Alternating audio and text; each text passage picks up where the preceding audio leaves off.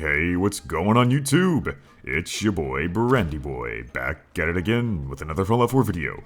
And for this video, I'm going to be covering the best Fallout 4 mods from last month, February 2022. The modding scene has been on a roll lately, and despite it being the shortest month of the year, February was chock full of great mods. They range from homes to armor, weapons, creatures, quests, and much more. You'll even notice that some restore content seen in previous games, while others add in completely new features to enhance your gameplay. But anyway, let's go ahead and get right into it. So first, I'd like to start out with a never-before-seen gameplay mechanic, Dynamic Ghoulification. This mod makes a few changes to radiation and reintroduces radiation sickness. After receiving a certain amount of radiation, you'll get debuffs that affect your special stats. The more radiation, the more serious the side effects become. Symptoms may include headache, fever, nausea, vomiting, explosive diarrhea, disorientation, fatigue, hair loss, skin loss, internal bleeding, and worst of all, ghoulification.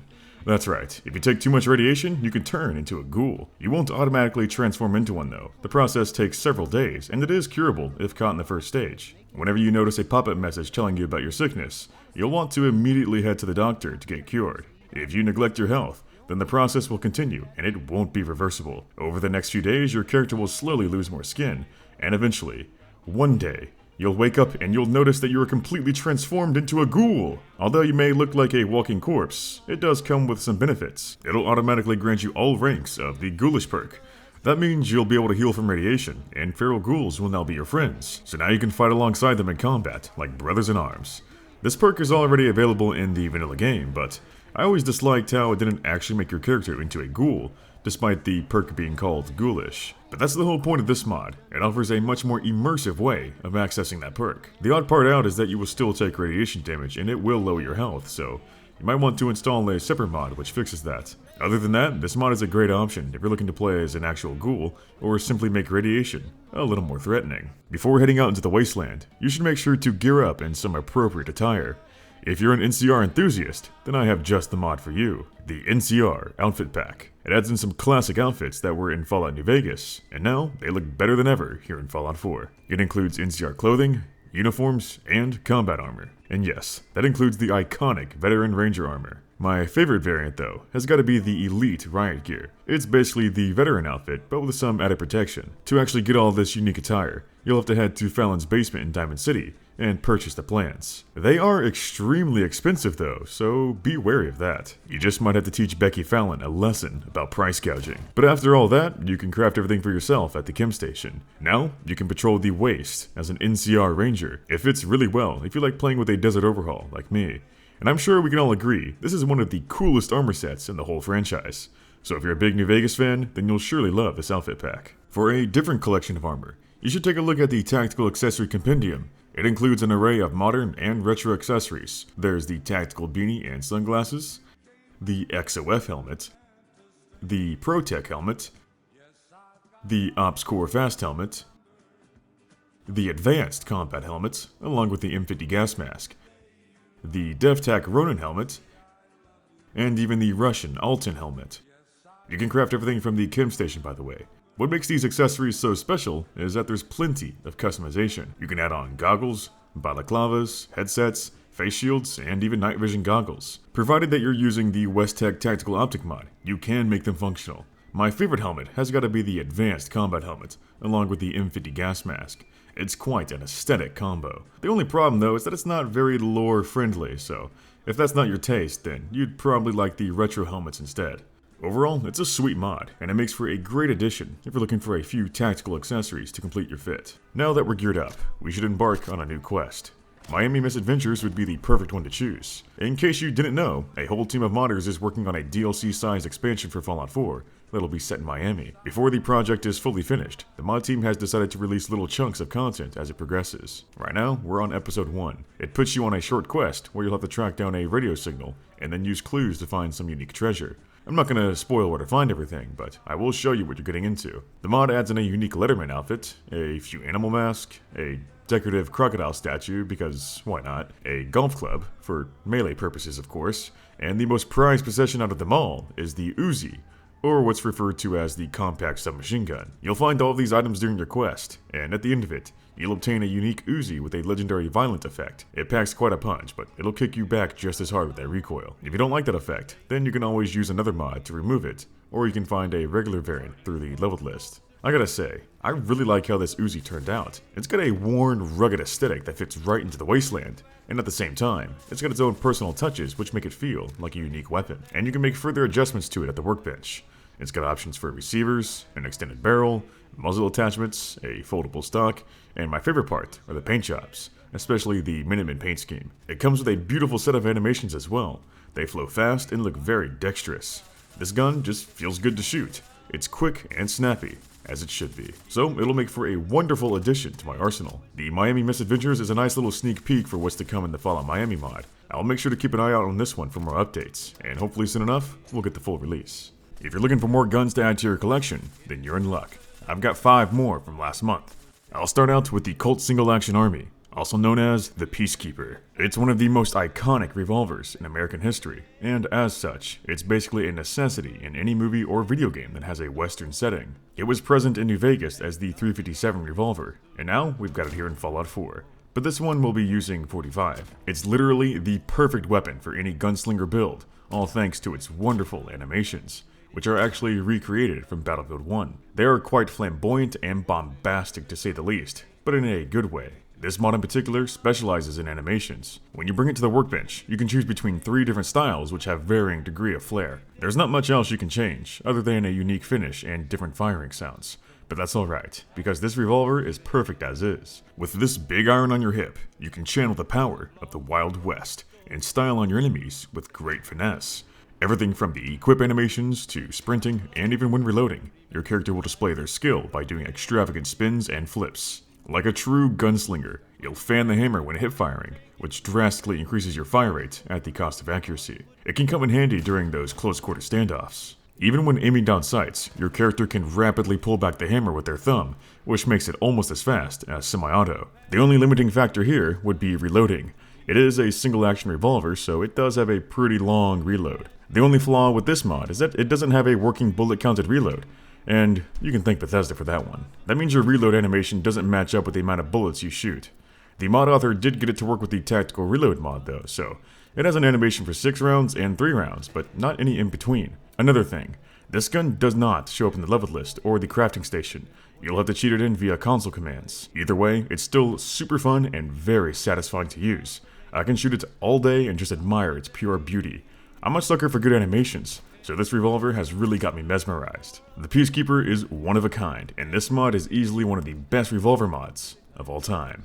The next gun in line is the FG-42, a classic World War II German machine gun. It may not be as well known as its cousins, but it's still a very interesting firearm nonetheless. It stands out with its thin profile, wooden furniture, angled pistol grip, and side magazine.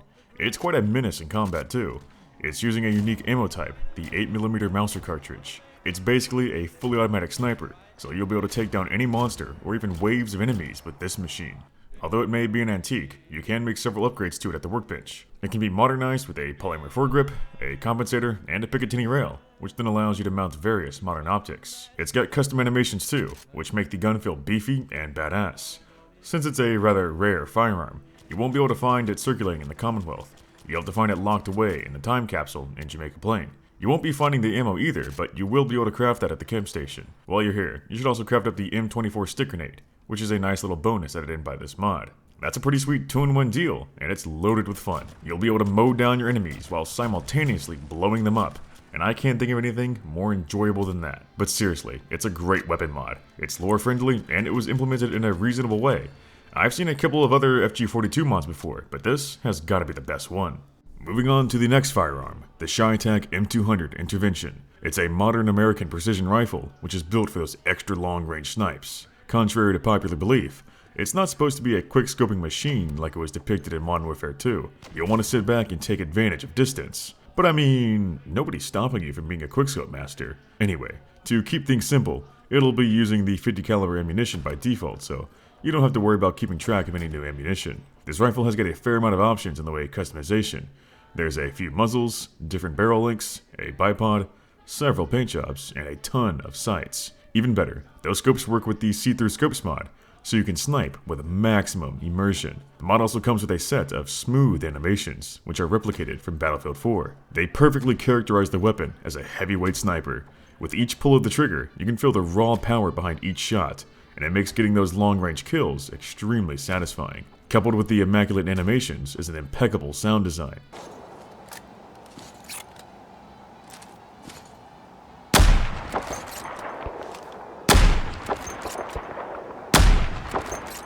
It's strong in every aspect.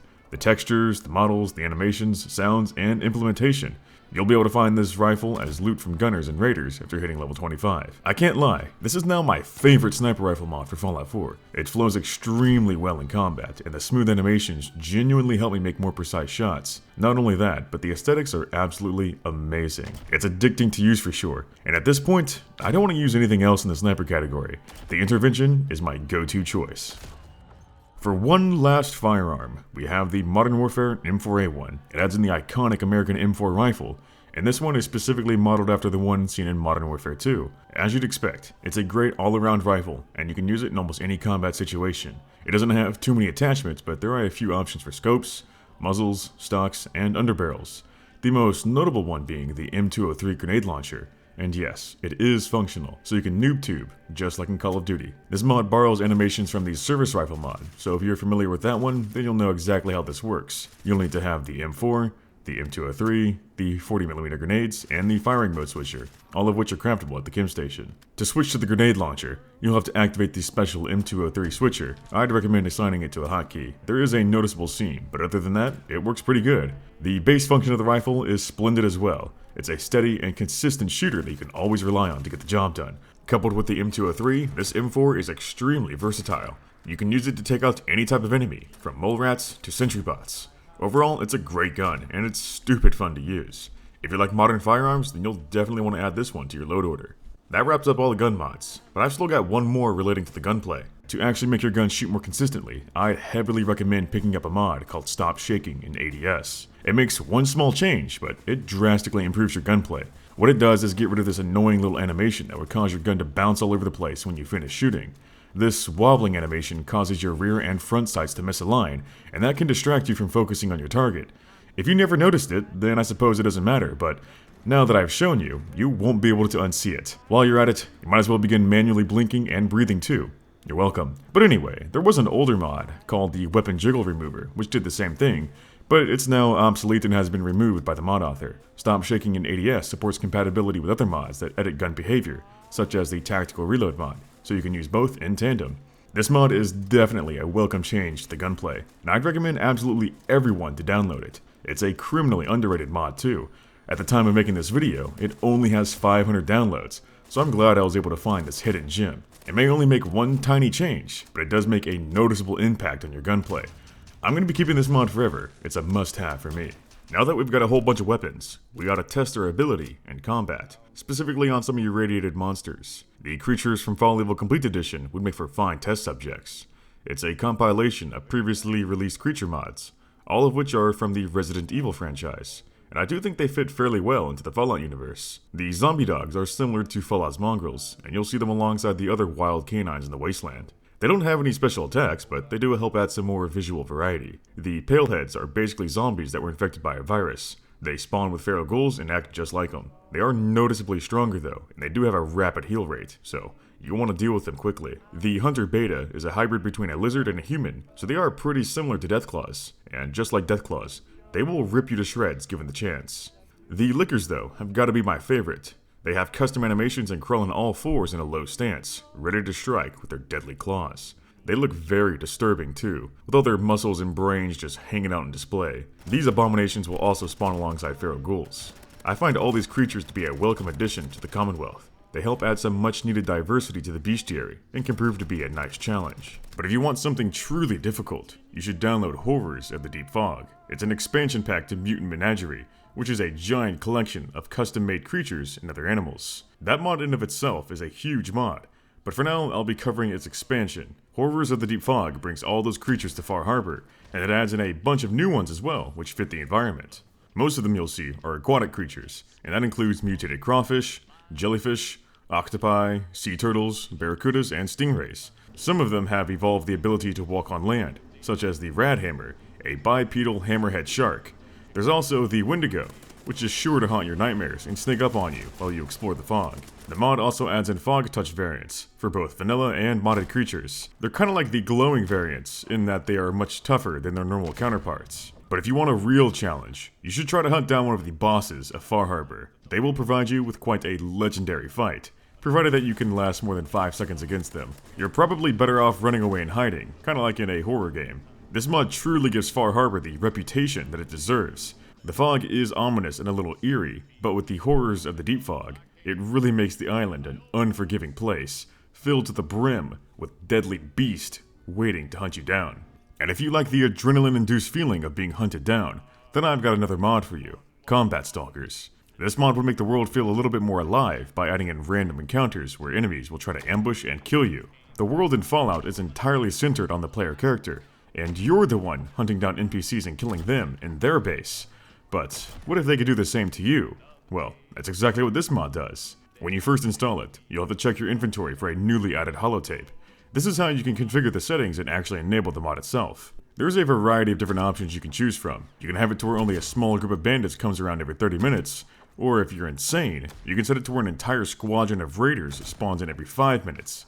Either way, when you're wandering around, you should always be wary that someone is hunting you down for your sweet loot. You do get a notification when stalkers have sighted you, but they can certainly catch you off guard. So this mod helps spice up the gameplay, and it makes the wasteland feel a little bit more alive. If you're bored of wandering around areas that you've already cleared out, then Combat Stalkers will provide a nice change of pace. After all that adventuring and fighting, you'll have plenty of loot to lug back home. And if you want to carry more, it'd be a good idea to use a backpack. Most backpack mods are fairly simple in that they just give you a static carry weight increase. But if you want something a little more realistic, then you should try the animated accessible backpack. It adds functionality to your backpacks by making them have a separate inventory from your Pip-Boy, and it even plays a neat animation when you pull it out. It should work with most backpack mods out there, as long as they use the correct armor slot. And to actually use the backpack, you'll have to set a hotkey in the configuration menu. After that, you're all set, and you now have a new way to carry around more junk. It does make for an interesting balancing mechanic too, especially if you play on survival mode or with a mod that severely limits your carry weight. Your player's inventory would be whatever you're carrying in your pockets or on your person, while the backpack is completely separate, so you can use that for storing items that you aren't currently using. I think it's a pretty neat concept, and dare I say, immersive. And after all that time wandering around, you may want to settle down and take a breather. If you're looking for a new place to take up residence, then you should definitely try out the underground hideout. It's not your average backyard budget bunker like what you see in the vanilla game. This one is more like a luxurious personal vault, and it comes with plenty of rooms and accommodations to make you feel right at home. To gain access to this bunker, you'll have to craft a special elevator for it at any settlement. After doing so, hop into your newly made contraption, and it'll take you down to your subterranean abode. The underground hideout is divided into a few different sections, and there's separate rooms for everything that you need. You'll start out in the atrium. Here is where you can use the elevator to enter and exit the bunker. This area is basically like the garage. It has all the workbenches and recreational equipment, along with some mannequins to display your armor. Before getting into the main area, you'll have to go through the security checkpoint, and connected to that is the teleporter room, but that's a tool we'll save for later. After going through the decontamination chamber, you'll finally enter the hideout itself. This main area houses the kitchen and living room. Directly connected to this main area are 3 other rooms. You have your own personal quarters, which makes for quite a cozy bedroom, and this is where you'll want to store your most valuable belongings. Just to the left of that is the clinic. You want to stock the shelves with chems and other 8 items in here. And neighboring that room is the hydroponics room, which acts as an underground farm, so now you'll be able to live a self-sustaining life underground, just as Vault-Tec envisioned. On the opposite side is a separate hallway, which contains guest rooms along with a fancy bathhouse. As you can see, this bunker sports some sweet aesthetics, and even better, it doesn't distract from the function and practicality. If anything, this home is extremely efficient and has several quality of life features. The main one being Heidi, your new personal AI assistant. You can talk to Heidi to change around some settings, or take advantage of some storage sorting. Simply give her all your loot, and Heidi will put it all in the right places. For example, all your meat will go into the fridge, your meds and chems will go to the clinic, your weapons and armors will be stored in your bedroom, and so on. Every room has its own purpose and function, all while staying extremely stylish. You might as well stay here forever. It's a lot nicer than the wasteland above, But of course, you will need to go back to the surface to actually play the game. If you're ever out adventuring and need a quick way back home, then you can always use the teleporter gun to zap right back to your bunker instantly. I can't think of anything else to add to this mod. It's basically perfect. A prepper's dream, I would say. And it's one of the finest player home mods of all time. The only thing you can't do is add your own decorations, but if we're being honest, it's not really necessary. If you do happen to have a settlement on the surface you'd like to decorate, then you should get the Fallout 3 workshop furniture to add to your collection. Just as you'd expect, it adds in a bunch of furniture seen in Fallout 3. It doesn't replace any of the vanilla assets. Instead, it allows you to craft this unique furniture for your settlements. This mod includes tables, desks, chairs, appliances, beds, and several other miscellaneous items. There's plenty to decorate your settlement with, and helps bring back the classic aesthetic of Fallout 3. I always prefer the look of Fallout 3 in New Vegas compared to Fallout 4. Take these two beds for example. The one on the left is from Fallout 4. It looks way too plain and boring. The life is just sapped out of this one, and it looks like something you'd see in a mental hospital. The Fallout 3 bed, on the other hand, looks like an actual bed someone would have in their home, and I bet it's super comfy. So yeah, this mod is a nice one to have if you want some good looking, and more importantly, lore-friendly furniture. And that'll wrap up the top 15 Fallout 4 mods from February. At this point, I'm adding 10 to 15 mods every month, and my Fallout is on the cusp of exploding. But you can bet, I'm going to keep doing this until it breaks. I hope y'all enjoyed the mods as much as I have. If you did, then make sure to endorse the mod authors to show your appreciation and support. And I'm curious to see what y'all have to say. What was your favorite mod from last month? And what kind of mods do you want to see in the future? And if you want to keep up to date on all the best and most recent Fallout mods, then make sure to subscribe and hit the bell icon to stay notified. And while you're at it, you might as well nuke that like button. And with that, I'll see y'all in the next video.